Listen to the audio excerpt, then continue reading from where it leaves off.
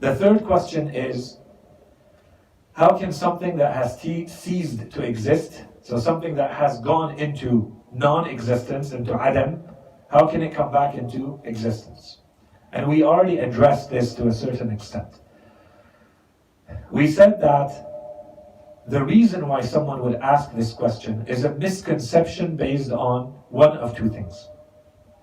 Either they think that death equals non-existence, which is not true, or they think that a human being equals this body, which is also not true. If you think that a human being is only this body, and this body ceases to exist, then you can say, okay, so you no longer exist. This body dies, therefore you no longer exist because this body no longer has life. But we said that a human being is not just this body. There is a soul that does not die when the body dies. It continues to live on. So nothing, if you are, and that's why we insisted on this, who you truly are is the soul. And if at the moment of the body's death, the soul continues to exist, then you continue to exist. So you have not gone into non-existence for you to come back into existence. That's one. Two, the idea of death. And we haven't spent a lot of time on this. We can dedicate maybe a lecture to talking more in depth, more in detail about death. But death is not equal to non-existence. We said death is simply moving from one type of world to another type of world. For the soul to move from this material world to the world that awaits us after we die. And we're going to come to that, inshallah, when we give a little bit of the sequence of what happens. But this is completely different from saying death equals to non-existence. That's the claim, and we have shown that that's not true.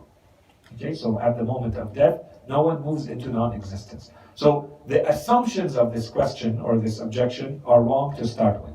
Someone who says, how can something that has ceased to exist, has gone into non-existence, how can this come back into existence? That never happens. Okay, that was one.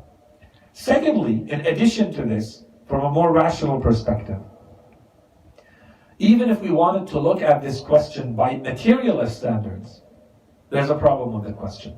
They believe, the materialists of today, as they have for the past couple of hundred years, since the 1800s, since the time of Lavoisier, they believe that there's a law of conservation of energy, which basically says that nothing is created, nothing is destroyed, everything's transformed.